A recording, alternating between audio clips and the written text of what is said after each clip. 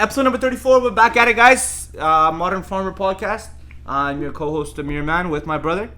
Co-host, Gaurav Man. Bada bada bing, bada boom. All right, we're going to talk about a little bit of Save on Foods today. So why don't you take it away?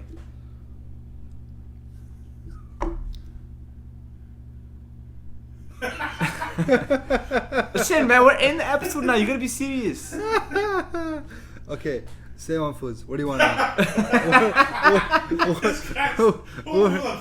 What do you guys want to know? You're a comedian. What do you guys want to know about Save on Foods? I want to know, how does it feel to have your wine at the front and center of many Save on Foods?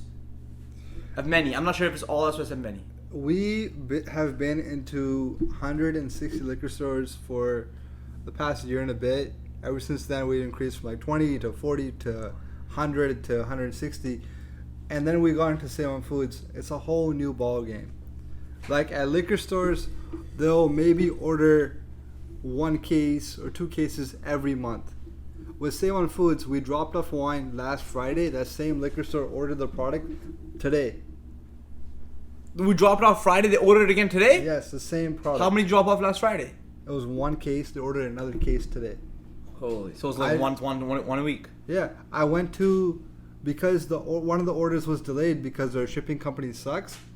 I'm not going to name them, but they suck. No, name it. We're looking for an alternative. Looking for an alternative. But I went to Penticton Save on Foods, and I was taking 9 cases of wine with me. This was their initial order. It was delayed by 4 or 5 days. I'm like, I have to get there on time. I literally got there, and I told that shipping company to cancel delivery because they're already 5 days late. And that delivery showed up the same day as I was there. I drove all the way to Penticton, and that delivery showed up. But that Save on Foods decided to take both orders. So they took 18 cases when they were initially supposed to take 9. And I called that store today. They said they sold most of it already. And it's been a month. They sold 18 cases. You know, that's actually an interesting point. Just going on a little bit of tangent. When, like, for example, I sell strawberries to local stores, right? And they have orders every single day. And I see their orders like 5, 6, 7, 8, 9, 10, 15 flats. Some of the higher ends, maybe 20 flats a day, right? But that's like a top store. But, like, why is there such a big difference between a 20 and a 5? I think it's just it's just mentality. I think it comes down to mentality and knowing you have the product, knowing you need to sell it. To be honest, the plain difference between Save on Foods and a liquor store, the amount of volume that Save on Foods has. The amount of volume people come in, they're there every single day at 5 p.m. They need to get their groceries. No, but my question is this, right? I'm just going on a tangent. That's why they're selling so much more. But if you have one Save on Foods, right, which has a volume of 500 stores, right, 500 people a day, to say. Another Save on Foods has a volume of 250 a day, right? But you give both of them the same amount of wine, and you say, okay, Save on Foods with 250, you still have to sell the same amount of wine, but by the same time this one at 500 does. Those managers, the employees, will have the pressure on to push that wine, right? You know what I mean? Yeah. There's more attention that they give, and like they'll recommend that wine more. I feel like it's just something that store just takes on to sell more of that wine. I feel like strawberries are different because strawberries, usually you're the only person selling strawberries to that store. I know. Right? Listen, you're the only person selling strawberries to the store. So you're basically a monopoly at that store. They have to sell your product or the product's going to go bad. Yeah. Right? So if they have 250 people, they have to sell twice the amount of strawberries to each individual coming in. I know. Right? But for Save on Foods, the fact that our wine is moving compared to all the different other competitors is a different ball game. The fact is that you had 18 cases at the store when there was only supposed to be 9. They still sold at the same time. That's what I'm saying. Yeah. I feel like a portion of sales, just comes down to sales mentality, just comes into play. It just becomes the responsibility for the entire store to push that product out. Like, shit, I got this product. Now what am I supposed to do? Always sell it. Of course. So I feel like fair. So some of the stores that I have see orders that I get 6, 7, 8 a day. I've just like snuck in a couple extra flats where I've asked them, hey, do you want to take a couple extra flats? Like, yeah, we'll take it. Then I'm selling it. They're selling it. So there's like mental strategy that sometimes the team, I don't know, it's just from a wholesale perspective, sometimes you can have that mental strategy is what I've seen. And for when you're selling like berries. But like that's cool. That's a cool example that you said about the 18. No, that's amazing. Yeah. It's amazing. So keep going. Save on Foods. The fact that Save on Foods has stores in 21 different locations all over British Columbia has opened up a huge opportunity. Like there's a Salem Foods in Prince George that's reordered 3 times, and we don't have a presence in Prince George. Our biggest competitor in the fruit wine industry is in Prince George, and if our wine is selling well there, then that tells you a story. We should expand to Prince George. Our wine is in 3 different stores. No, 4 different stores in Surrey. 3 stores sell really well. 1 doesn't sell well. So why doesn't that 1 store sell well? I think it's the one thing I can't wait about Salem Foods. I can't wait to do tastings. We've done tastings so many times. We do tastings better than anyone else. I was at a tasting, like we did our first tasting since COVID happened at a liquor store in Maple Ridge, and the employee literally said, "No one does tastings like you do tastings. People usually come in here to sell 1 or 2 bottles, and my guy sold 24, right? So I freaking can't wait to do tasting at Salem Foods. Like the head buyer says, you'll sell anywhere between 4 cases and 8 cases on average. I'm gonna send 2 people to the best stores. They're gonna sell freaking at least 10 cases. When do you guys have like an opening date and when you're able to go to tastings? No, there's one chain that I know of has 12 stores. They're accepting tastings again. What chain? Oh, like a chain of liquor stores. A chain of liquor stores. Private. They're private liquor stores, but they have 12 stores. They're accepting tastings, so we might as well do tastings there. Yeah. Obviously, you have to have the proper procedures. The guy's wearing a mask. He has gloves. He has sanitizer. But yeah, I can't wait to do tastings. Your current mentality and your focus. When you want to sell a good product, you give it away for free. If you give it away for free, customers are gonna come back if it's a good product. This guy's a drug dealer. That's the best way to sell a product. Gary Vee says the same thing. Yeah. Right? If it's a good product. If it's a good product. Yeah. So my question for you is that your day-to-day has been focused still on Salem Foods and fulfilling orders and focus on them, or are you still like on that high of being in that partnership and connection with them, or are you focused now on like you're doubling down with the tastings, making sure everybody gets the wine on time, like how you delivered when the other company didn't come through, your relationship management that you have with your buyers and stuff. And some of the buyers actually came back, right?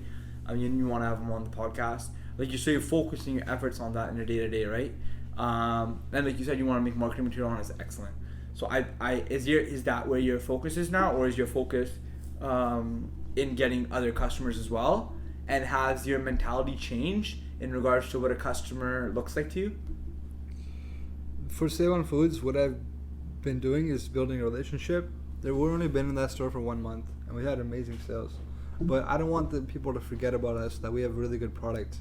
So what I've been doing by myself is I've been visiting every single store. Like I'm actually going to Victoria next Wednesday. I set up a meeting. I'm going there at 1:30 just to meet the manager at Salem Foods. And our wine is selling well there. That was the store in Victoria that bought a case of our rosé, because our rosé is now sold at Salem Foods, on Friday, and they actually placed an order today for that same case. So we can't actually sample wine to Salem Foods, where on like before COVID you were actually able to sample wine to to the employees of Salem Foods. We're not able to, but just putting a face to the name is something to go over and above other reps. You can give people free wine. You can give people free wine, but sometimes they don't take it. I tried doing it at some stores. Some stores took it. Yeah, take it, but some stores didn't take it because there's policy and there's not policy. What mentality has changed with customers is I want to treat Salem Foods amazingly, and why can't we treat every single other customer the same way? I want that to be a case. Why can't every single customer that we have be like Salem Foods? Obviously, they don't have the same volume, but the fact that we're in Salem Foods is going to create a residual where people who shop at Salem Foods also shop at different liquor stores. They're going to see our product. You had a guy on here, I've been thinking about it here and there. He was the guy where you get meals from, meal prep. Justin. Yeah, he's a meal prep guy, right? No, he's not. He's a supplement guy. Yeah, but don't you get meals from him? I go to his store and pick the meals up. That's what I'm saying. So someone go drop meals off at his place and I pick them up from there. That's fair. Yeah. So he said that to have a great marketing campaign, you should be able to see your product in 7 different locations. So the fact that you can see it at Salem Foods and then you go see it at a liquor store, that's 2 locations. then you see it online, Instagram, then you see it on a website, then you come to the farm. That's the residual of Save On Foods. Like, Save On Foods is a game changer for us. A game changer. I remember they were sitting here because we gave them a whole tour of the farm, and they sat there, and the head buyer was like to his like second in command, third in command. Can we sell? Because we told him our production capacity is 5,000 cases. He said, can we sell 5,000 cases of their wine just in our Save On Food stores? The second in command said, yeah, we probably can. Like, that's the mentality. Like,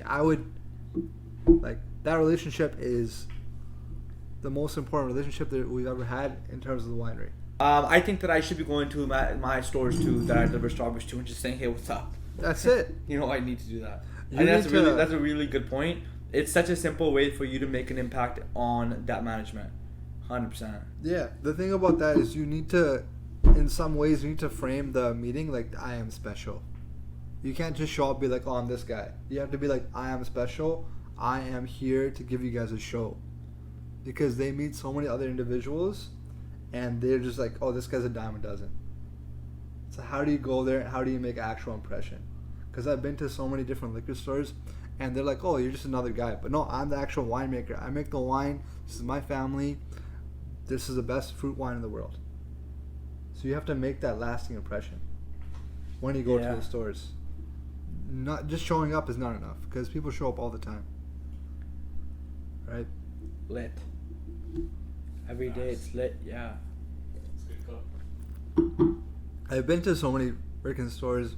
I was that guy that was a dime a dozen. I'm like, this is not working out. I'm not making an impact. So I had to change my approach. Yeah, this guy's drinking too much wine. You can't be like, this guy's. You can't put the liquor store on a pedestal. You have to be like, I'm here to give you value. Yeah. Right? They're your customer at the end of the day, but they want to have a show. You gotta be the fucking man. Yeah, straight up. I'm the man. Straight up. The winery is going to a different place. I have 3 full-time employees every single day. Never had that before. Yeah. It's actually really fun because I'm getting a lot of shit done. I'm getting a lot of shit done. Like, people are saving money, people are making money, and people are making wine. That's good. That's the best. Obviously, I'm losing money here and there, but that's part of business. Good shit. Part of business. Yeah. What's going on here? How's your management thing going? The July thing. July and the daily updates. What daily updates? Oh, I'm doing it well. Have they been doing the daily updates? I told them today. They never did it. Yesterday, I'm like, why didn't you do it? Yeah, they're not. Did they do it today? One of my employees was like, "Oh, I realized when I left, I forgot to do it." So he's holding himself accountable. Oh, that's fine. That's good. It's a good excuse, right? It's a good excuse. And then, but did they do it today? They did today. I have to double check, but they must have done it today. And so how do you have it set up? It's just a to-do list. They add whenever they finish a task, it says done. Yeah. If they don't finish a task, it goes to the next day. Yeah. And if I have something in my head, because I'm always thinking, I'll just add it to a to-do list and just get it done with. And then they have like dates on it too? Yes. Their dates? So that's sick. Yes. And then do they have their own to-do list, or is it just like no? They have their own to-do list. Own to-do list too? Yes. And do they just have their own, or do you have like one long running? I don't have one long running. No. And then you just go into each and add your shit into it? Yes. And like, is it time consuming for you? No. Little bit. No, it's really easy. 5 minutes maybe. Not even. When I do the to-do list, I don't sit there and be like, I need to make a to-do list. I'll be walking around the house, be like, shit, I need to get that done. Then I'll put it on the to-do list. Exactly. Isn't that life so much easier? That's way easier. It's so much. I've been having weekly meetings. Jason, so simple, right? I've been having weekly meetings for the past 3 weeks. Yeah. It's gone really well. You realize how disconnected your employees are from one another? So just having your employees talk to each other, it makes a huge difference. 100%. You realize how disconnected they are, because you're just assuming that they know everything. No. They don't know shit. Either you have to have the ability to have everyone communicate on a daily basis, and it gets like annoying, but it just has to be your management standpoint, management style. I'm saying, did you talk to that person? Did you talk to this person? Oh, maybe that might be a good idea, synergy and stuff. Yeah. But then what ends up happening is that, like, I feel like sometimes the employees feel like, okay, he's just gonna be able to organize everything anyways. I don't have to think about it. You know, they start turning their brains off, and so I don't like that. So having those weekly meetings where they figure shit out and you kind of just listen is actually, I think, is really good. But what I've noticed is, I'm just realizing now, like, I had one guy, I'm like, you have to post twice a day. no matter what. He's been posting twice a day, but also other employees are helping him post because they know that he has to do that, and they know that that's putting the business forward. It's good. So like your other employees are actively looking, because I have one guy doing production.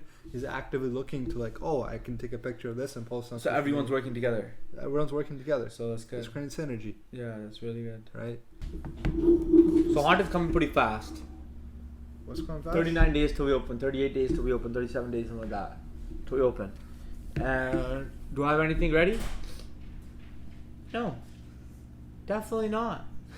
Definitely not. Definitely not. Everything's late this year. How many days still Haunted? 30 something days. 37. 37ish, I think.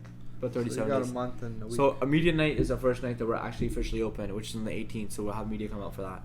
And the whole plan is to have a shit kicking time, like a really good solid haunted experience, even though we have barely any time left.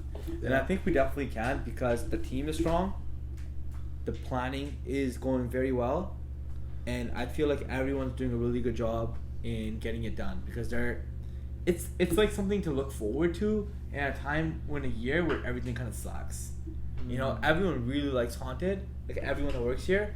It's just a fun time to be working. It's in the evening, you get to hang out with your friends. It's like chaos because a lot of people come up to you, so it's like repetitive and time flies, and it's like all your problems in those like 3 hours that you ever have are gone. You become in a flow state.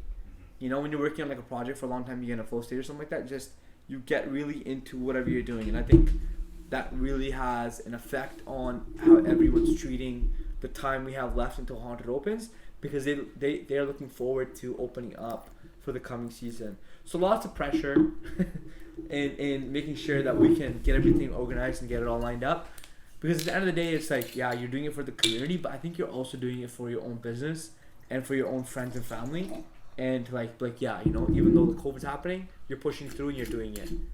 How are you gonna get more than 50 people in? I told you this, my friend. You didn't pay attention. It's queues. Four zones. 1, 2, 3, 4 zones. So that means you can have 200 people Yeah, per half hour. per half hour. Per half hour, yeah. So you do it for 3 hours. That's right. 3 times 2 is 60. That's right. 60 times 200 is 1200. That's right. So you can have 1200 people in a night That's right. if everything is proper. That's right. Cool. That's right. Yeah. Okay. Well, are you charging more? I'm thinking about charging more, but I'm also thinking about not charging more. And if we do charge more, I'm thinking about how to charge more. I just don't see how we could make it do what it do. What do you think? It's not bad. It's not as good as that, but it's not bad. If I get like 10,000 t-shirts printed, Yeah. for like $2 each, I could charge more. $2 each one, 10,000. So you want to spend $20,000 on t-shirts Yeah, but to make 100K, charge $5 each. To make 50K. on the merch. Yeah, so make 30K on t-shirts. Do you know what I mean? It's a way to charge more. As long as you can sell those t-shirts next season, and the season after, and the season after, you might as well buy more t-shirts. Fuck, this guy just gave me a really good answer. So we charge $40 ticket, $40. Say we charge $40 ticket, right? Last year we did. But say we charge $30 ticket now, I right? charged $40 ticket on peak days last year. Listen. Say we charge $30 ticket average, right? Who cares about peak days, slow days, right? How do we make that $30 50 with people being happy about it?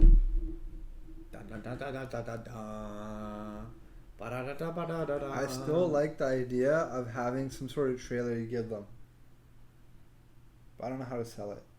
People like watching movies. No, I agree with you. Camille and I are gonna make a trailer, no problem. Okay, say less. But how are we gonna make $50? How are we gonna make $20 per ticket? With them being, wow, this is a freaking deal. With $50 ticket is freaking deal. Yeah, I think we can charge 40. Why do you want to charge 50? Why is that? I think we can charge 40. What do you think about 40? For Haunted attraction. How much is 40's not bad. 40's like max, alright? Peony's Yeah. closed? You know Peony's I think closed? 50's a little much. 50's much, dude. Because if someone wants to like go with like Just there. But like, this is what I also think is that I'm not selling any less than 3 tickets at a time. I'm hoping to actually do 4 tickets at a time. Charge. You want to do 3 minimum or 4 minimum? 4 minutes. So charge, say by 40. What's the maximum? So that's 160. What's the maximum? A 6. 6? So 160? Yeah. Then, but you want people to buy 6 at a time. Why don't you do 200 for 4?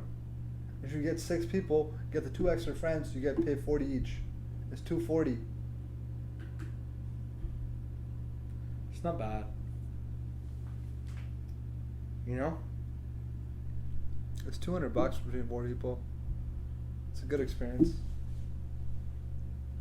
I don't think people. No, what do you mean 200 bucks between 4 people? You're saying charge 200 for 6. 240 for 6. That's $40 ticket. Yeah. And then how much you want to do for 4? 200. That's $50 people. $50 ticket. You're crazy, bro. That's too much, man.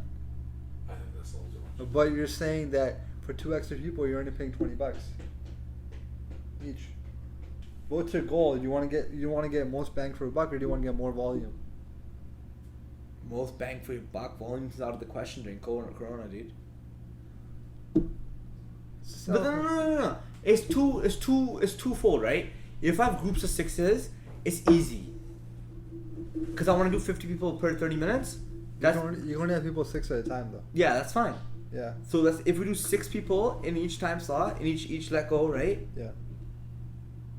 So you have to put through 50 divided by shit, my math is ranch. You have to It's only 8 groups in 30 minutes divided by 30. Yeah, so it's 30 divided by 8.3. 6 times 4 6. minutes a group. Are you kidding? I let in group 30 seconds. I let in a group. Okay. That's tough.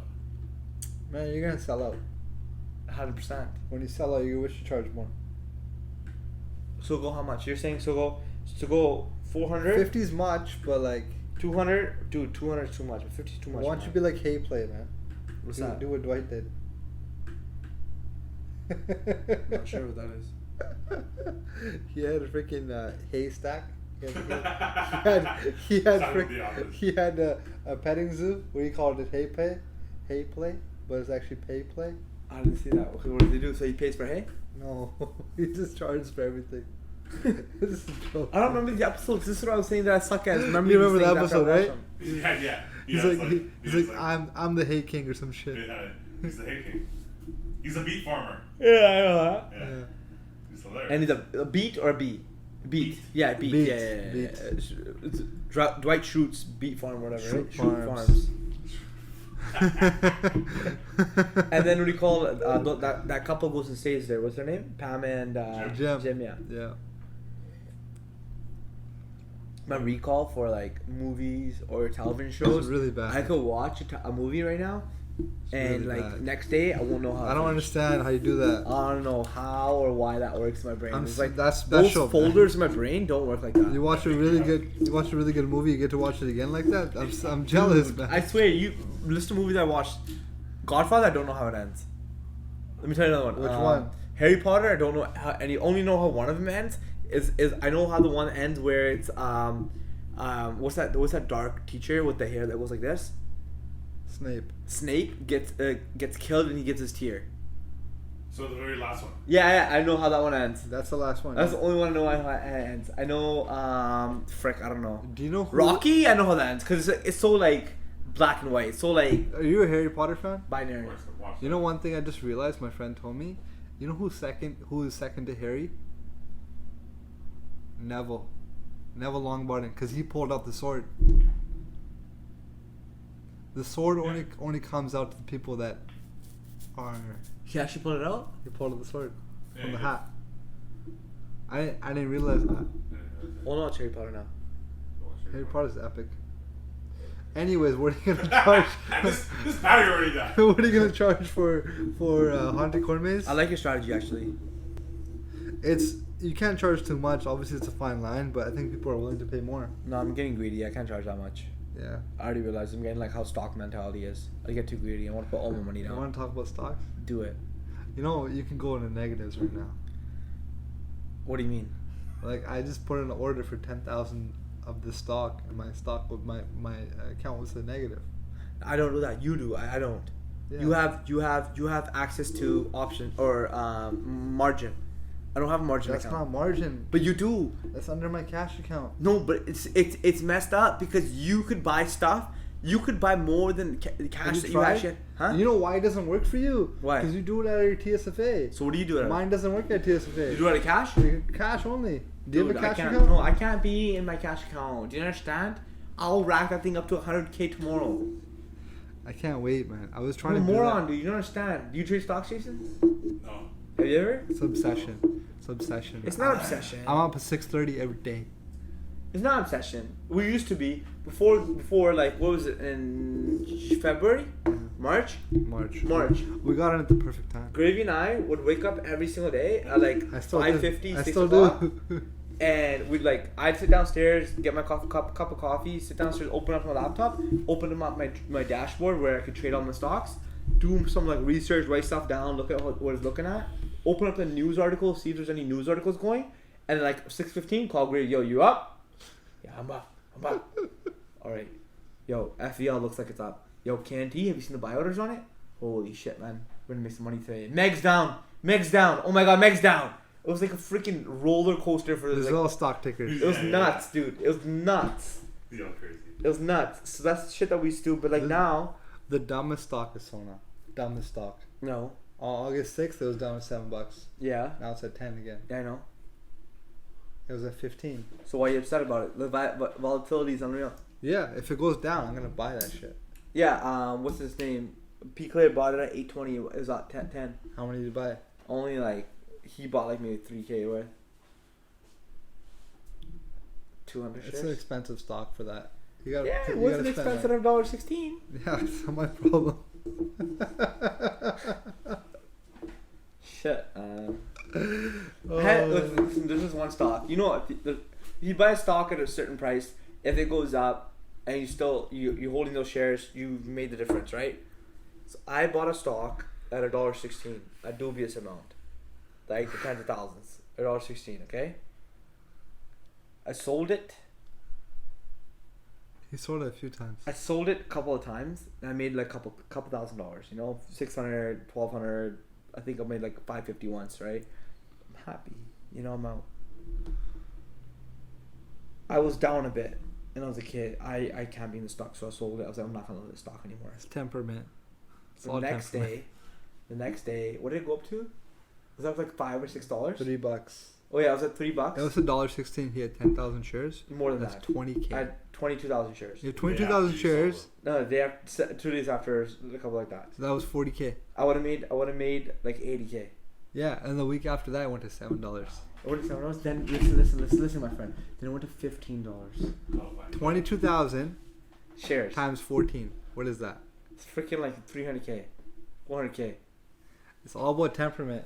It's all about temperament. No comment. I told my employees to buy this one stock. They bought it at a price. I've been holding it ever since. They sold it. They made like $100. I'm making 3K on that stock. But like this is what Javier says. Hindsight's 2020. Of course. You can't even like look That's back. everything. And this is all the stories that stockbrokers have. Like it's just like who cares? This is a part of it. That's it. That's it. That's it, buddy. If you bought anything on March and just kept it, anything, you've been making money. Yeah, no. Anything at all. Next time there's a dump. SCL went to 65 cents. But no one has the experience that we had doing what we did. Even the people that are like my friends that are trading stocks, like for example, like whatever, I don't want to say his name, but like, you can't talk about resistance or stop limits or selling in the market or order filling. Just like common lingo is because we were in it for like good like 6 weeks every single day. Yeah. Every single day. So you learned it so fast. So I'm like down to like go back into it. It's time consuming though. But it's like the thing is that like you know when you're in deep and you get stuck like in the morning, you can't think about anything else. You legit it's like it takes over your entire day. Everything. At 12 o'clock, I realized I could buy tens of thousands of shares. My account could go negative. I couldn't stop looking for a deal until 1 o'clock. I didn't buy anything. Oh, that's what you were saying to me. I couldn't buy anything. Yeah, I yeah. didn't buy anything because it was too late. Like things didn't fluctuate. I'm like, screw this. It doesn't. I was like, screw this. You gotta buy in the morning. Are you gonna do it in the morning? I think so. Alright guys. See you guys in the next one. Bye.